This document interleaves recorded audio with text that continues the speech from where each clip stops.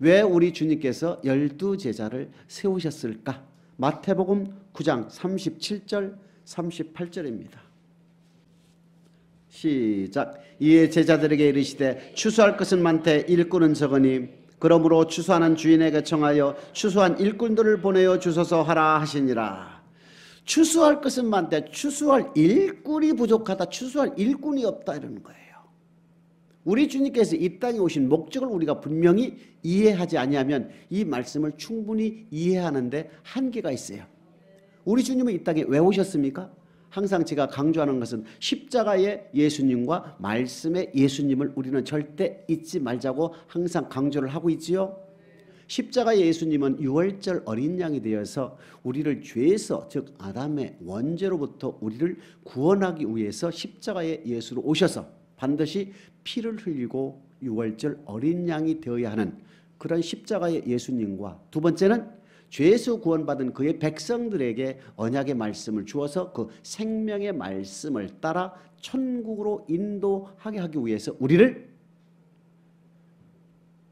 택하셨다 하는 것이 두 가지 목적이 있습니다. 그렇기 때문에 주님이 이 땅에 오셔서 마태복음 9장 37절 8절 말씀을 추수할 것은 많되 일꾼이 없다 하는 그 말씀이 뭐냐? 마태복음 3장 7절을 잠깐 살펴보게 되면 세례 요한이 세례를 베풀 때에 사두개인과 바리새인들이 오는 것을 보고 딱 하는 말이 있습니다. 너희가 회개에 합당한 열매를 맺지 않으면 하나님의 진노를 피할 수가 없다. 마태복음 3장 7절입니다.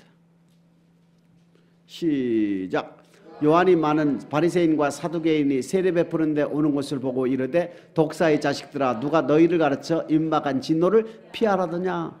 이대로 지금 바리새인과 서기관들의 신앙생활을 그대로 가게 되면 너희는 하나님의 진노를 피할 수가 없다 하면서 8절에 그러므로 회개에 합당한 열매를 맺어라. 즉 바리새인과 사두개인들이 신앙생활을 그대로 하겠으면 너희들은 반드시 진노를 피할 수가 없기 때문에 피할 길을 알려주는 거지요.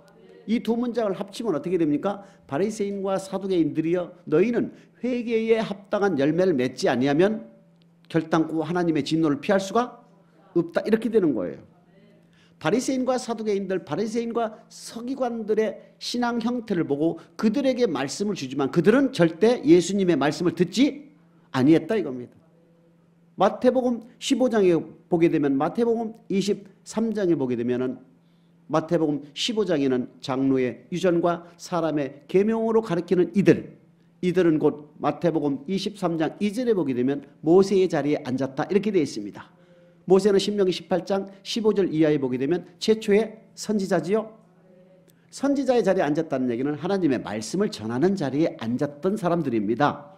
그리고 마태복음 3장 7절 이하에 보게 되면 세례 요한이 이미 경고를 했음에도, 마태복음 15장에도 우리 주님이 이미 경고했음에도 마태복음 23장에 가서는 어떻게 됐습니까? 이들은 그대로 상석에 앉기를 좋아하고 시장에서 문안받기를 좋아하며 랍비라 칭함을 받기를 좋아하며 성도들에게 무거운 짐을 지우고 자기는 손가락도 끄떡하지 아니하는, 전도해서 한 사람을 교회에 인도하여 드리게 되면 우리 주님 뭐랍니까? 지옥의 배가 되는 자식을 낳는도다. 마태복음 23장 15절 13절 그 뜻 아닙니까? 야, 천국 가려고 노력하고 있는 그들에게도 너희는 들어가지 못하게 막고 있고 또한 너희도 들어가지 못하는구나. 이게 저주를 하셔요. 그러면서 마태복음 23장 33절에 보면 주님도 똑같이 이 독사의 새끼들아 이렇게 된 거예요. 그러니까 바리새인과 사두개인, 바리새인과 서기관들은 우리 주님의 복음에 절대 듣지 아니했다.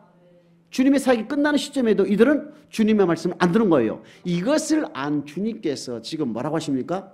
추수할 것들은 많은데 추수할 일꾼이 없다는 것은 기존에 하나님의 백성들에게 하나님의 도와 하나님의 말씀을 가르치고 있는 그들을 이용해서 추수할 일꾼으로 만들기보다는 새롭게 차출해서 세워서 하나님의 말씀을 전할 수밖에 없는 딱한 주님의 마음이 드러나는 문장이에요. 자, 마태복음 9장 36절입니다. 시작. 무리를 보시고 민망히 여기시니 이는 저희가 목자 없는 양과 같이 고생하며 유리합니다. 천국 가려고 몸부림치며 정말로 열심히 회당에 다니며 하나님의 말씀을 묵상하며 바리새인과 서기관들의 가르침을 열심히 배우고 가르침을 받고 있는 그들을 우리 주님이 눈으로 볼 때에는 천국의 인도함을 받지 못하고 있는 것을 안타깝게 목자 없는 양같이 유리하며 고생하는 그 하나님의 백성들을 보고 이 어떻게 하면 이 하나님의 백성들을 주맞을 준비를 시킬 수 있을까 하는 고민에 빠진 거예요. 그렇게 하시면서 주님이 하나님한테 추수할 일꾼을 보내주소서 하시면서 마태복음 10장 1절입니다. 시작. 예수께서 그 12제자를 부르사 더러운 귀신을 쫓아내며 모든 병과 모든 약한 것을 고치는 권능을, 여러분 지금 제자로 세움받아서 이런 권세를 받았다는 얘기인데 주님이 가셔야 성령이 오시잖아요. 성령 세례 받았어요? 안 받았어요? 성령 세례 안 받았지요? 성령 세례 받기 이전임에도 불구하고 우리 주님께서는 그 12제자들에게 더러운 귀신을 쫓아내며 병도 모든 병입니다. 감기는 낫게 하고 이 무거운 병은 못 낫게 하는 그런 것이 아니라 모든 병이라고 되어 있죠. 모든 약한 것을 고치는 권세를 주었다 이겁니다. 왜 주었을까요? 모든 귀신을, 모든 약한 모든 병을 고칠 수 있는 권세를 주신 이유는 바로 예수의 이름에 권세가 있는 것이고 예수를 믿게 하는 것이고 예수의 말씀을 전하는 제자들의 입에 그 말씀을 믿게 하게 하기 위해서 12제자들에게 이런 능력을 주신 거 아니겠습니까? 병을 고쳐주고 예수를 믿으라면 믿을 거예요? 안 믿을 거예요? 믿는다는 얘기입니다. 근데 12제자를 세워놓고 그런 능력도 없이 가서 예수 믿으세요 하면은 듣지 않지요? 그렇기 때문에 12제자를 세우고 우리 주님께서 그들에게 능력을 주신 겁니다. 그리하면서 10장 5절 뭐라고 우리 주님 말씀하십니까? 시작. 예수께서 이 12를 내보내시며 명하여 가라사대 이방인의 길로도 가지 말고 사마리아인의 고을에 들어가지도 말라. 우리 주님께서 딱 제약을 하세요. 활동 범위를. 회개하라 천국이 가까웠다. 하나님의 말씀을 전하는 데 있어서 바운다리 즉 경계를 딱 정해주는 거예요. 이방인 즉 예수를 믿지 않은 저들에겐 절대 가지 말라. 그러면 이방인 가지 않고 그러면 사마리아는 뭐냐? 사마리아는요 북이스라엘이 아수르에 의해서 기원전 721년에 멸망을 당합니다. 아수르의 정책이 뭐냐? 아수르인들을 북이스라엘로 이주시켜서 혼혈을 만들어 가지고 아수르와 북이스라엘이 혼혈이 태어나게 됩니다. 그렇기 때문에 북이스라엘과 아수르의 피가 섞여 있는 북이스라엘 사마리아인들은 뭡니까? 순수 유대인들이 아니에요. 그렇기 때문에 남유다에 있던 유대인들은 사마리아인과 상종치 아니한다. 요한복음 4장에 나오지요. 그렇기 때문에 우리 주님은 사마리아도 가지 말라는 얘기입니다. 순수 유대인들에만 가라. 유대인들이 뭡니까? 유일신을 섬기는 사람들이에요. 상천하지의 요한은 오직 한 분이심을 믿는 유대인들에게 가서 뭐라 합니까? 예수 그리스도를 전파하라. 이렇게 주님께서 말씀하시는 거예요. 그러면 12제자로 세운 이 제자들은 지금 믿지 않는 사람들한테 가는 것이 아니고 믿는 사람들에 가는 것이죠. 10장 6절입니다. 시작. 차라리 이스라엘 집에 잃어버린 양에게로 가라. 이렇게 했습니다. 차라리 사마리아도 가지 말고 이방인에도 가지 말고 잃어버린 이스라엘 양에게로 가라. 이렇게 돼 있거든요. 이 뜻이 무엇일까? 성경은 성경에서 해석이 되어 있기 때문에 마태복음 9장 13절입니다. 시작. 너희는 가서 내가 긍휼을 원하고 제사를 원치 아니하노라 하신 뜻이 무엇인지 배우라. 내가 의인을 부르러 온 것이 아니요 죄인을. 우리 주님께서 이 땅에 오신 목적을 분명히 밝히지요. 내가 의인을 부르러 온 것이 아니라 죄인을 부르러 왔다. 이 죄인을 우리 주님께서는 이스라엘의 잃어버린 양이다. 잃어버린 양이 뭡니까? 목자의 음성만을 듣고 가야 하는 그 양이 목자의 음성을 잠시 듣지 않고 타인의 음성을 듣고 있는 양이 아닙니까? 목자의 음성을 듣지 못하고 잃어버린 양 아니겠습니까? 이것을 우리 주님께서는 의인이 아니라 죄인이라고 하는 거예요. 이해됩니까? 12제자들은 누구한테 보냅니까? 이스라엘 잃어버린 양에게로 가라. 예수를 믿되 제대로 인도함을 받지 못하고 잘못 인도함을 받고 있는, 즉 영생의 말씀을 받지 못하고 있는, 소경의 인도함을 받고 있는 죄인들에게 가라. 이렇게 된 거예요. 의인을 부르러 온 게 아니다. 죄인을 부르러 왔다 이겁니다. 우리 주님께서는. 다시 누가복음 5장 32절입니다. 시작. 내가 의인을 부르러 온 것이 아니요 죄인을 불러 회개시킨다는 얘기는 잃어버린 양을 찾아 세우는 거 맞습니까? 잃어버린 양들을 다시 찾아온다는 얘기입니다. 원래 창조의 목적대로 하나님을 섬길 수 있도록 제대로 섬길 수 있도록 추수할 알곡이 되도록 다시 만들게 하기 위해서 12제자를 세웠다는 얘기입니다. 그러면 여기에서 말하는 죄인의 의미가 뭐냐는 얘기입니다. 죄인의 의미가 뭡니까 여러분? 야고보서 5장 19절 20절입니다. 시작. 내 형제들아 너희 중에 미혹하여 진리를 떠난 자를 누가 돌아서게 하면 너희가 알 것은 죄인을 미혹한 길에서 돌아서게 하는 자가 그 영혼을 사망에서 구원하며 허다한 죄를 덮을 것이니라. 미혹되어 진리를 떠난 자를 죄인이라 한다. 다시 한번 말씀드립니다. 죄인이라는 것은 미혹되어 진리를 떠난 자가 죄인이다. 미혹됐다는 얘기는 마귀에게 미혹됐다. 마귀는 요한계시록 20장 3절과 요한계시록 12장 9절에 보게 되면 만국을 미혹하고 천하를 꾀는 자 맞습니까? 하나님의 말씀을 받은 하나님의 백성들로 하여금 순종하지 못하도록 가라지를 뿌리는 자 맞지요?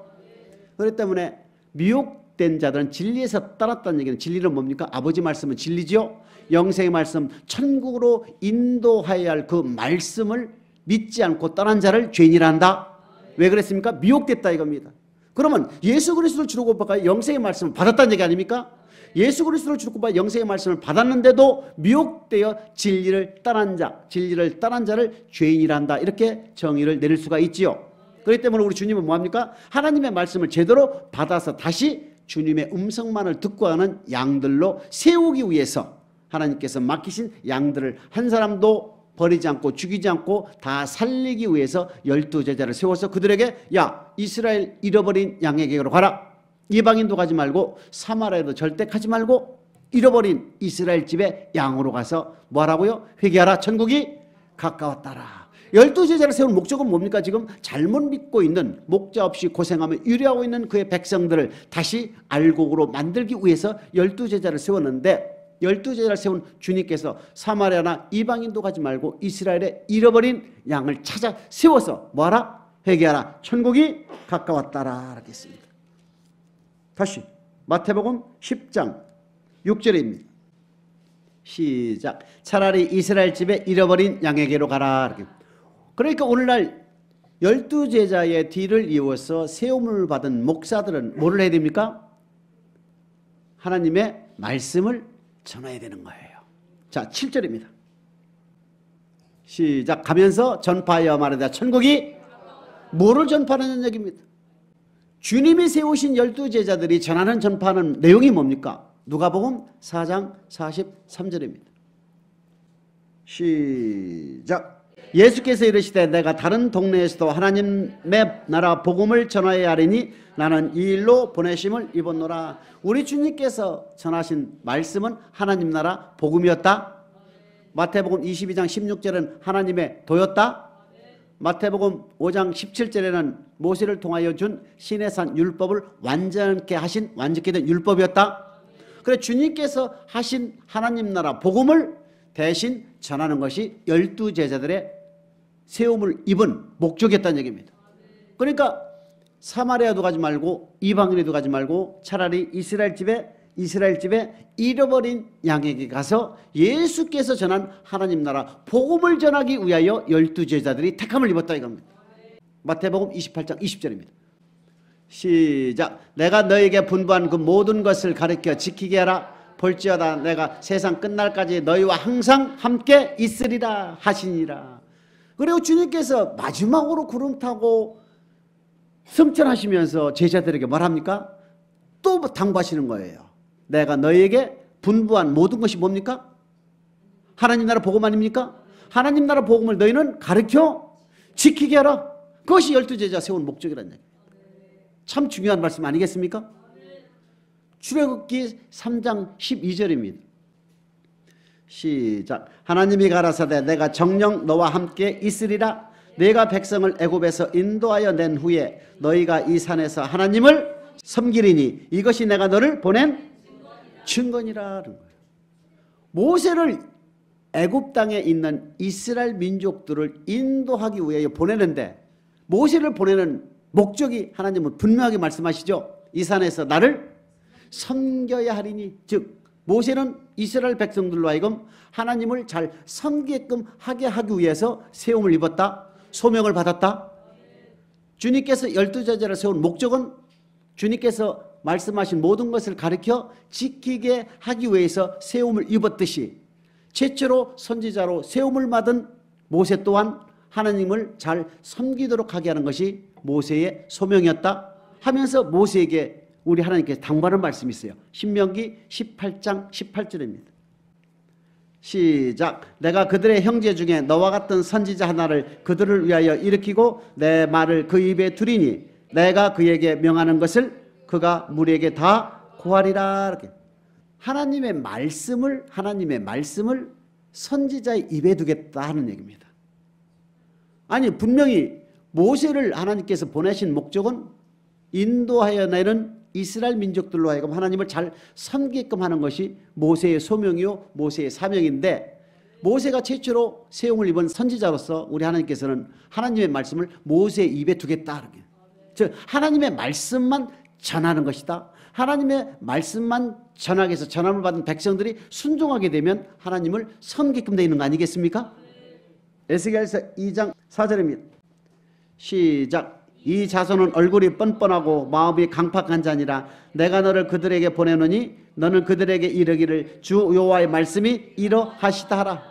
하나님의 말씀을 섞지 말고 그대로 전하라는 얘기입니다. 여호와의 말씀이 이러하다 전하라. 누구에게? 선지자에게, 에스겔에게. 5절에 보게 되면은 그들은 패역한 족속이라.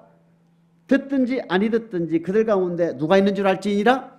선지자가 있는 줄 알지니라. 6절입니다.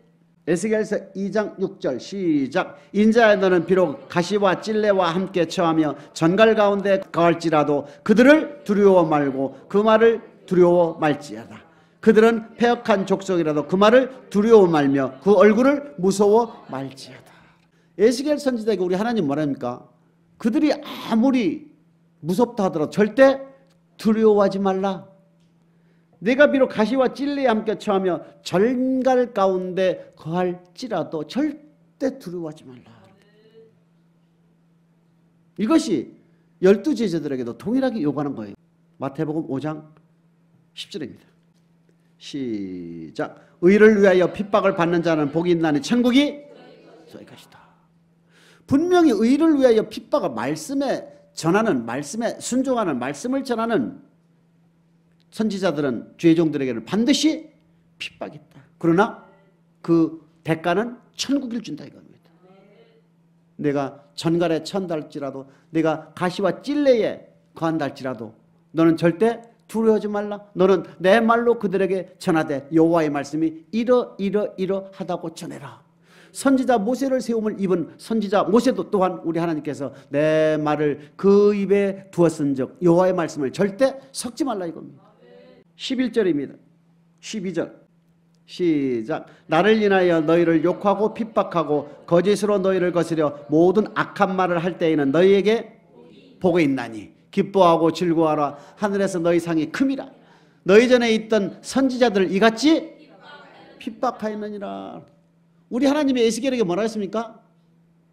에스겔서 2장 6절 시작. 인자야 너는 비록 가시와 찔레와 함께 처하며 전갈 가운데 거할지라도 그들을 두려워 말고 그 말을 두려워 말지어다. 그들은 패역한 족속이라도 그 말을 두려워 말며 그 얼굴을 무서워 말지어다. 7절에 보게 되면 그들은 심히 패역한 자라. 듣든지 아니 듣든지 너는 내 말로 고할지니라. 선지자로 세움을 입었다면 어떤지 성도들이 듣든지 아니 듣든지 너는 내 말로 고할지니라. 오늘날 목사들에게 요구되는 것은 성도들이 이런 설교하면 좋아하고 저런 설교하면 싫어하기 때문에 골라서 하지 말고 그들이 듣든지 아니 듣든지 너는 기록된 말씀을 빠짐없이 다 전해라. 이것이 목사로 세움을 입은 사명이라는 얘기입니다. 그러나 반드시 뭐 한다고요? 핍박 있다 이겁니다. 핍박 있는 자들에게 반드시 복이 따른다. 상이 크다. 그럼 마태복음 5장 10절 11절 나오지 않습니까? 에스겔서 2장 6절에도 너희가 비록 가시와 찔레에 함께 처나 가시와 찔레와 함께 처하며 전갈 가운데 처한다 할지라도 절대 두려워하지 말라. 마태복음 5장에도 뭐라고 되어 있습니까? 너희가 의를 위하여 핍박을 받을 때에는 복이 있고 천국이 저희 것이다. 즉 주님을 위하여 모욕을 받고 핍박으로 거짓으로 너희에게 거스려 모든 악한 말 할 때는 너희가 복이 있다. 오히려 기뻐하고 즐거워하라. 하늘의 상이 너희가 큼이라. 선지자들도 이와 같이 핍박을 받았느니라. 그러니까 구약에는 모든 선지자, 에레미야 같은 경우는 눈물의 선지자 아닙니까? 눈물의 선지자. 얼마나 많이 울었습니까? 이 선지자들도 너희의 앞선 12제자들보다 앞선 너희들에게도 있었던 선지자들도 똑같이 핍박을 받았느니라. 그러나 그 핍박의 보상은 바로 하늘에서 상이 큼이라 이렇게 되어 있습니다. 분명히 아버지 말씀을 전할 때에는 반드시 뭐가 따른다고요? 핍박이 따른다 이겁니다. 요한복음 17장 8절입니다. 시작. 나는 아버지께서 내게 주신 말씀을 저들에게 주었사오며 저희는 이것을 받고 내가 아버지께로부터 나온 줄을 참으로 아오며 아버지께서 나를 보내신 줄도 믿었사옵나이다. 하나님께서 보내신 하나님의 말씀만 전해야만이 하나님께서 보내셨다 이겁니다. 요한복음 17장 8절 말씀은요, 저들도 내가 하나님이 보내신 것을 저들이 알 것이다 이겁니다.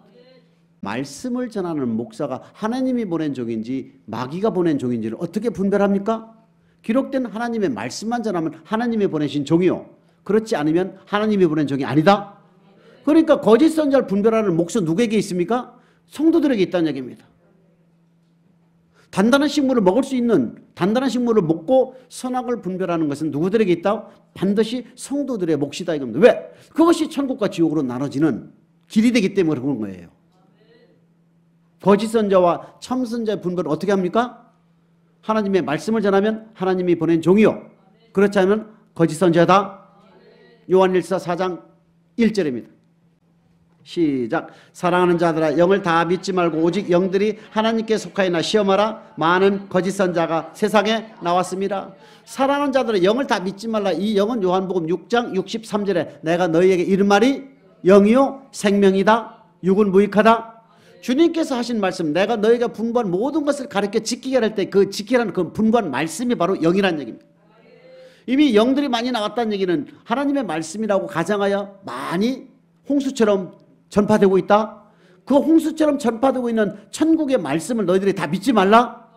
이 천국의 말씀이 하나님이 보낸 종들이 퍼치는 말씀인지 아닌지를 분명히 분별하라. 누구 몫입니까? 저와 여러분의 몫이라는 얘기입니다.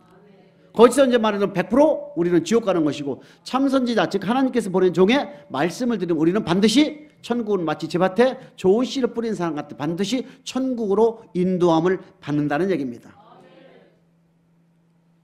우리 주님도 이단으로 몰렸잖아요. 안식일 날 병을 고침으로 하나님의 말씀을 전함으로 이단이라 핍박을 받은 것이 주님이라는 얘기입니다. 마태복음 10장에도 동시에 나타납니다. 14절입니다. 시작. 누구든지 너희를 영접도 아니하고 너희 말을 듣지도 아니하거든 그 집에서 성이나 나가 너희 발에 먼지를 떨어버리라. 그러니까 말씀을 전하러 갔다가 그 집에나 그 사람이 안 받아주면 그 붙들고 애원하지 말고 가차없이 떠나라는 얘기입니다. 너무 천국의 말씀, 천국의 비밀을 값없이 주지 말라는 얘기입니다. 마태복음 7장 6절입니다. 시작. 거룩한 것을 개에게 주지 말며 너희 진주를 돼지 앞에 던지지 말라. 저희가 그것을 발로 밟고 돌이켜 너희를 찢어 상할까 염려하라. 정말로 천국과 지옥으로 좌우되는 영생의 말씀을 귀하게 받지 않으면 발에 먼지라도 털어버려라. 내가 그 집에 가서 평안을 빌면 그 평안이 그 집에 머물면 그 집에 평안할 것이고, 그렇지 않으면 그 빈 평안이 너에게 임할 것이다 하는 겁니다. 다시 마태복음 10장 15절입니다. 시작. 내가 진실로 너에게 이르노니 심판날에 소돔과 고모라 땅이 그 성보다 견디기 쉬우니라. 이미 소돔과 고모라는 악이 팽배하여 불과 유황으로 심판받았다는 것을 우리가 성경을 통하여 알고 있지요. 근데 우리 주님이 또 뭐라고 말씀하십니까? 심판날에 소돔과 고모라가 오히려 더 쉬웁다. 얼마나 심판날에 혹독한 심판이 있다는 것을 주님이 암시하고 있죠. 내가 값없이 가서 말씀을 전하지 말라. 그 집에 가서 평안을 빌면 그 평안이 그 집에 머물면 그 평안이 임할 것이고 그 빈 평안이 너에게 그 평안이 그 집에 합당치 않으면 너에게 임할 것이다 하면서 가서 복음을 전하고 그 복음을 받지 않으면 너는 가차없이 발에 먼지라도 털어버리라 이겁니다. 다시 마태복음 7장입니다. 6절 시작. 거룩한 것을 계획해 주지 말며 너희가 진주를 돼지 앞에 던지지 말라. 저희가 그것을 발로 밟고 돌이켜 너희를 찢어 상할까 함이라. 거룩한 것을 계획해 진주를 돼지에게 주면 돼지가 진주가 뭔지 아십니까? 거룩한 것이 개가 뭐 압니까? 영생의 말씀 줘도 뭐 개와 돼지보다도 못한다는 얘기입니다. 그런 사람들은 발에 먼지라도 털어보고 가차없이 다른 길로 이스라엘 집으로 가는 얘기입니다. 이해됩니까?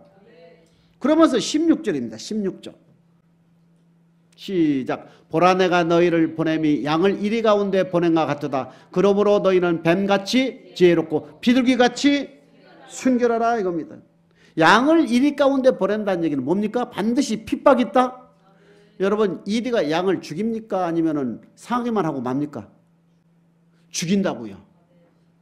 그러니까 우리 주님 뭐랍니까? 12제자를 세워놓고 12제자들에게 지금 뭘 합니까? 이리 가운데 너희를 보내는데 너희를 뭐 한다? 죽인다 이겁니다. 핍박이 있다는 얘기죠. 뭐 하면? 내 말로 고하게 되면. 나도 아버지께서 받은 말씀을 저희들에게 그대로 줬다. 에스겔에도 우리 주님, 우리 하나님 뭐라 하십니까? 야 가시와 찔레에 속한달지라도 정갈에 밟힌달지라도 너는 내 말로 거하고 그들을 절대 두려워하지. 마태복음 5장 10절에도 그렇게 나와 있잖아요.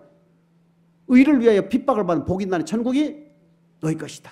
너희 선지할 때 이와 같이 다 핍박을 받았느니라 하면서 12제자들에게도 지금 내가 너희를 이리 가운데 보내는 심정이다 하면서 뱀같이 지혜롭고 비둘기같이 순결하라. 마태복음 10장 17절 시작. 사람들을 삼가라. 저희가 너희를 공회에 넘겨주겠고 저희 해당에서 채찍질하리라. 너희를 공회에 넘겨준다. 공회는요 잡혀가면은 대제사장들은 사람을 죽일 수가 있지요. 죽임을 당한다 이겁니다. 그렇기 때문에 뱀같이 지혜롭고 비둘기같이 순결하라. 그러니까 주님의 마음이 어떻겠습니까? 목자 없는 양같이 고생하며 유리하는 저들 백성들을 보고 기존에 있는 바리새인과 사두개인 바리새인과 서기관들을 가리켜서 전하게 하면 되는데 그것이 안 되니까 고기 잡은 어부들이나 세리나 이와 같은 사람들을 12제자를 세워서 그들에게 권능을 주시고 그들에게 지금 말합니까? 야 사마리아도 가지 말고 이방인도 가지 말고 이스라엘 집에 잃어버린 양에게 가서 내가 의를 부르러 온 게 아니야 죄인을 부르러 왔다고. 잘못 믿는 정말로 주님의 음성을 잘못 듣고 있는 그들에게 보내서 내가 너에게 보내는 심정은 양을 이리 가운데 보내는 심정 같다 하면서 너희를 공회에 잡혀 너희를 죽일 것인데 내 마음이 어떻겠냐 이겁니다. 우리 주님의 마음은 19절 20절입니다. 시작. 너희를 넘겨줄 때 어떻게 또는 무엇을 말할까 염려치 말라. 그때 무슨 말할 것을 주시리니 말하는 이는 너희가 아니라 너희 속에서 말씀하시는 자 곧 너희 아버지의 성령이시니라. 이렇게. 그리고 제자들 보고 뭐랍니까? 너희에게 구제와 지혜를 주실 거니까 너무 걱정하지 말라. 이렇게. 그렇기 때문에 요한복음 3장 34절 말씀이 나오는 거예요. 시작. 하나님의 보내신 이는 하나님의 말씀을 하나니 이는 하나님이 성령을 한량없이 주심이라. 하나님이 보내신 이는 하나님의 말씀을 한다는 얘기는 기록된 하나님의 말씀 내 말을 내 입에 두었은즉 여호와의 말씀이 이러하다만 전해라. 신명기 18장 18절에도 모세를 최초의 선지자로 세우고 우리 하나님께서 그에게 내 말을 그 입에 두었다. 요한복음 17장 8절에도 우리 주님께서 뭐라고 말씀하십니까? 아버지께서 주신 말씀을 저들에게 주었다. 그렇기 때문에 내가 아버지가 보낸 사람인 줄 저희가 안다. 아버지가 나를 보낸 것을 어떻게 합니까? 아버지의 말씀을 전하면 안다 이겁니다. 요한복음 17장 8절입니다. 시작. 나는 아버지께서 내게 주신 말씀들을 저희에게 주었사오며 저희는 이것을 받고 내가 아버지께로부터 나온 줄을 참으로 아오며 아버지께서 나를 보내신 줄도 믿었사옵나이다. 그러니까 주님이 하나님께서 주신 그의 명령은 영생이요 하나님께서 주신 말씀을 저들에게 빼지도 더하지도 않고 그대로 전했다. 신명기 18장 18절 내 말을 그 입에 두었다. 에스겔서 2장 7절에도 내 말을 그들에게 고해 너는 여호와의 말씀을 이러하다 그대로 전해라. 우리 주님도 요한복음 17장 8절에 아버지께 주신 말씀을 저들에게 그대로 주었고 그러기 때문에 저들은 내가 누구란지 안다. 하나님께서 보내신 줄을 저들이 안다 이겁니다. 말씀을 받는 사람들이 어떻게 말씀을 전하는 사람이 하나님께서 보내신 사람인지 아닌지를 구별합니까? 하나님께서 주신 말씀을 그대로 전하는 사람은 하나님이 보낸 종이요 그렇지 않으면 하나님께서 보내신 종이 아니다. 다시 요한복음 3장 34절입니다. 시작. 하나님의 보내신 이는 하나님의 말씀을 하나니 이는 하나님의 성령을 한량없이 주심이라. 하나님의 말씀만을 전하게 되면 어떻게 됩니까? 하나님이 보내신 종이라는 얘기입니다. 하나님이 보내신 종은 반드시 하나님의 말씀만 한다. 하나님의 말씀을 전하는 자에게는 반드시 성령을 한량없이 부어주시는 이유. 마태복음 10장 19절 20절입니다. 시작. 너희를 넘겨줄 때에 어떻게 또는 무엇을 말할까 염려치 말라. 그때 무슨 말할 것을 주시리니 말하는 이는 너희가 아니라 너희 속에서 말씀하시는 자 곧 너희 아버지의 성령이시니라. 너희를 공에 넘겨주고 우리 주님께서 염려하시는 게 뭡니까? 양을 이리 가운데 보냄 같도다. 뱀같이 지혜롭고 비둘기같이 순결하라. 그러나 걱정하지 말라. 너희 속에 임하시는 너희에게 임하시는 성령께서 그때에 말할 지혜와 구제를 줄 것이다. 반드시 하나님의 말씀만 전하는 사람들 종들에게는 반드시 핍박과 환난이 따른다 이겁니다. 이렇기 때문에 우리 하나님께서 뭘 준다고요? 성령을 부어준다 이겁니다. 왜? 그 핍박과 환난 가운데서 이길 수 있도록 견딜 수 있도록 성령을 주신다 이겁니다. 하나님의 말씀만 전해야만이 우리 하나님께서 성령을 한량없이 부어준다. 그러나 하나님의 말씀만 전하면 성령이 자동으로 임합니까? 임할 수도 있겠지요. 왜냐하면 고넬료 가정에서 베드로가 하나님의 말씀을 전했을 때에 성령이 이방인에도 내려왔잖아요. 이것을 더 가속화시키기 위해서는 기도를 통하여 성령 충만함을 받을 수가 있다. 그렇기 때문에 말씀을 전하는 주의 종들에게는 기도 플러스 말씀이란 얘기지요. 다시 마태복음 10장 20절 21절입니다. 시작. 말하는 이는 너희가 아니라 너희 속에서 말씀하시는 자 곧 너희 아버지의 성령이니라. 장차 형제가 형제를 아비가 자식을 죽는 데 내어주며 자식들이 부모를 대적하여 죽게 하리라. 심지어는 가족끼리도 부모와 자녀 간에도 원수가 된다 이겁니다. 넘겨준다는 얘기입니다. 내가 죽임을 당하지 않기 위해서는. 예수 그리스도를 믿을 때에 가족에도 원수가 나온다 이겁니다. 심지어는 내 아버지 내 어머니 우리 아들 딸이 예수 믿어요라고 내줄 수도 있다는 얘기입니다. 얼마나 심하면. 그러면서 22절 뭐라 합니까? 또 너희가 내 이름을 인하여 모든 사람에게 미움을 받을 것이나 나중까지 견디는 자는 구원을 얻으리라. 그러니까 아버지께서 주신 주님께서 분부한 모든 말씀을 전할 때는 반드시 핍박이 있다 이겁니다. 그 핍박을 너희가 받는다고 반드시 넘어지지 말고 휘어지지 말고 건너가지 말고 돌아가지 말고 그대로 전진하라는 얘기입니다. 찔레와 가시에 거한다 할지라도 전갈에 밟힌다 쏘인다 하더라도 너는 내 말로 그대로 전해야만이 성령께서 말하는 구제와 지혜를 주셔서 그 핍박을 그 환난을 이길 수 있도록 도와주신다는 얘기입니다. 이것이 목사로서 사명 가운데 있는 것은 제일 중요한 거예요. 기록된 하나님의 말씀을 섞이지 말고 그대로 섞지 말고 전하는 사명을 가지고 있다는 얘기입니다. 마태복음 9장 37, 38절에 보게 되면 예수 그리스도께서 12제자를 세운 목적이 납니다. 목자 없이 고생하며 유리하며 고생하는 양들을 잃어버린 양들을 지금 그대로 가면 다 지옥으로 가고 있기 때문에 우리 주님의 눈을 볼 때에는 회개케 하지 않으면 다 지옥 가기 때문에 12제자를 세워서 추수할 일꾼들로서 12제자를 세운 거예요. 그 12제자를 세우시면서 그들의 입에서 나오는 말을 믿게 하게 하기 위해서 그들에게 모든 병과 귀신을 쫓는 것과 모든 약한 것을 고칠 수 있는 능력을 줬다 하시면서 12제자를 세우고 그 12제자들에게 우리 주님 뭐라고 말씀하십니까? 야, 이방인도 가지 말고 사마리아도 가지 말고 잃어버린 이스라엘 집으로 가서 내가 의인을 부르러 온 것이 아니라 죄인을 부르러 왔다. 그 죄인의 정의는 바로 미혹되어 진리를 떠난 자들로 하여금 다시 진리 안으로 인도함을 받게 하기 위해서 내가 너를 보낸다 하시면서 우리 주님께서 12제자들에게 뭐라고 말씀하십니까? 너희가 그 집에 가서 평안을 빌면 그 평안이 그 빈 평안이 그 집에 머물면 그 집안이 그 평안이 머물 것이고 그렇지 않으면 그 빈 평안이 너에게 임할 것이다. 그러나 그 평안을 받지 않고 복음에 받지 않는다면 너는 반드시 뭐하라고요? 발에 먼지도 떨어버리라. 그러나 소돔과 고모라보다도 마지막 날에 그 심판을 받는 성은 더 혹독하다 하시면서 제자들에게 안타까운 마음으로 뭐라고 말씀하십니까? 내가 너희를 이리 가운데 보내는 양과 같다.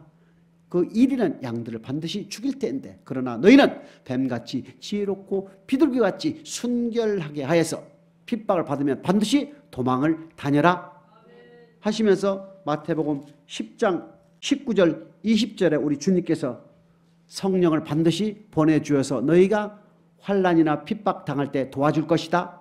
그래서 요한복음 3장 34절에 보게 되면은 하나님의 말씀만을 전하는 자에게는 성령을 한량없이 우리 하나님께서 보내주시고 부어주셔서 환난과 어떠한 힘든 일을 만났을 때에 우리 성령께서 도와주신다 하면서 그러나 너희가 그 핍박과 그 환난으로 인해서 반드시 넘어지지 말고 나중까지 꼭 견뎌야 너희가 구원을 받고 천국 갈 수 있다 그러는 거예요. 그러니까 하나님의 말씀을 받으면 하나님의 말씀을 받고 그 말씀을 그대로 전하는 선지자들 목사들에게는 반드시 핍박이 있다 이겁니다. 반드시 이단의 공격도 있다 이겁니다. 32, 33절입니다. 시작. 누구든지 사람 앞에서 나를 시인하면 나도 하늘에 계신 내 아버지 앞에서 저를 시인할 것이요 누구든지 사람 앞에서 나를 부인하면 나도 하늘에 계신 내 아버지 앞에서 저를 부인하리라. 마태복음 10장 28절 우리 주님께서 제자들에게 뭐라 합니까? 야, 니들 총독이나 그 임금들을 두려워하지 말라. 그들은 네 몸밖에 죽이지 못한다. 그러나 우리 성부 하나님께서는 우리의 몸과 우리의 영혼을 죽이는 그분을 두려워해야 된다 이겁니다. 너희가 내 말을 그대로 전한 말을 내가 분부한 모든 것을 너희가 전하다 죽임을 당한다면 너희 몸은 죽임을 당할지 모르지만 너희 영혼들은 천국 간다 이겁니다.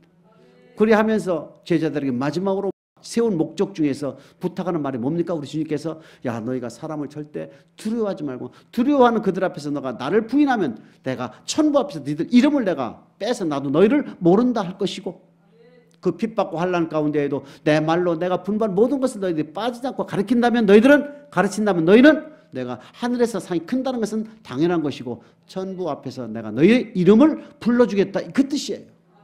그러니까 12제자들이 택함을 받아 얼마나 환난과 얼마나 어려운 일들이 있다는 것을 우리 주님이 아시고 우리 주님도 3년 만에 돌아가셨지만은 그 뒤를 이은 12제자들 또한 거의 순교했지요. 바울도 순교했지요. 오늘날 목사도 순교의 정신으로 살아야 된다 이겁니다. 그렇기 때문에 목사는 하나님이 보내신 하나님이 세운 목사는 하나님의 말씀을 그대로 전해야만이 하나님이 보내신 종이고 하나님의 말씀 플러스 가라지를 뿌린 종은 반드시 그건 누구다? 하나님이 세운 종이 아니라는 것을 여러분 잘 분별하셔서 다 천국에 들어가시길 주님의 이름으로 축복합니다.